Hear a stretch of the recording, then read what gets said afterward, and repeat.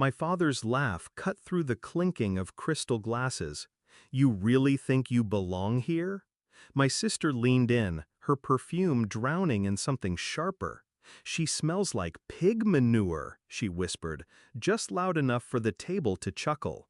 The waiter froze mid-step. Then the restaurant manager appeared, bowing slightly. "Welcome back, Miss Hannah. Your usual table is ready." My father choked on his wine. Hashtag 2 years earlier. The first time I sat at this table, I wasn't a Miss Hannah. I was just Hannah, the farm girl who wore department store dresses and nervously checked price tags before ordering. It was my father's birthday. I'd scraped together 2 months' savings just to treat them here. He'd arrived with my stepmother, my perfect sister, in tow, the kind of beauty that photographs couldn't quite catch. They smiled, but not at me. Their smiles were meant for each other. That night, my father barely touched the meal I'd paid for. He spent more time discussing my unrealistic career ideas and reminding me that success isn't for everyone. Back then, I thought his coldness was just his way. I didn't realize it was the first layer of a wall he'd been building for years. Hashtag the betrayal. 6 months later, I found out where my college savings had gone. Not stolen, reallocated, my father's word. To help your sister with her startup. She's got real potential, Hannah. You wouldn't understand. The account I'd been contributing to since I was 17, gone. Every cent of my waitressing tips and holiday bonuses, gone. I didn't cry in front of him. I didn't scream.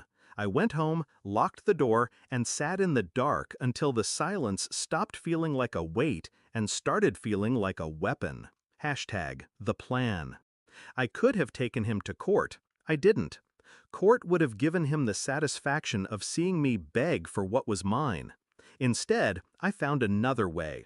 First step, work in silence. I quit my job at the cafe and started working at the very restaurant he liked to brag about. Not as a waitress, but as a hostess. That's how I met the owner, Mr. Lang. I learned which wines my father ordered, who he dined with, and how much he liked to spend.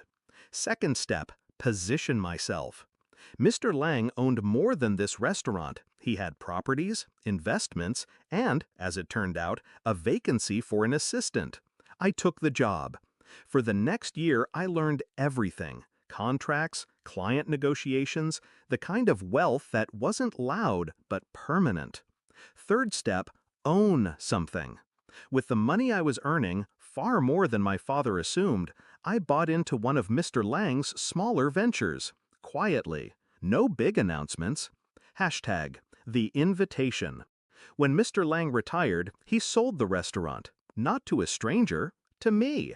It wasn't charity. I'd earned every share, every signature, every piece of this place. I kept the staff, the recipes, the wine list. I changed one thing, the reservation policy. Only members or guests of members could dine here now. So when I sent the invitation to my father, under my restaurant's letterhead, I knew he wouldn't decline. He loved to show off. Hashtag the confrontation. Tonight, they'd walked in as though they owned the air. My father's suit was sharp. My sister's dress glittered like champagne. They hadn't noticed me yet when they made their little jokes. But the moment the manager addressed me, Miss Hannah, the air shifted. My father's glass trembled. "Our usual table?" I asked, keeping my voice polite, professional. "Yes, Miss Hannah." We walked past their table. I didn't glance back. Halfway through my meal, I heard them being told there'd been a mistake. Their reservation was under guest of member. The member, however, hadn't arrived. Without me, they couldn't be seated. Hashtag the downfall. I waited until they were halfway out the door before I stood. "Dad," I called softly. He turned. His eyes were smaller than I remembered. "This is your place?" he asked. I smiled. "It is. Bought it last year."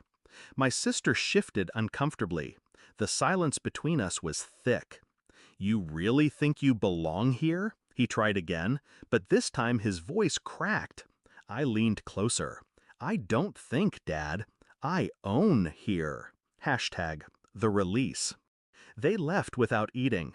I sat back down, swirling my wine, feeling the weight of years slide off my shoulders. No yelling, no revenge he could point to as cruel.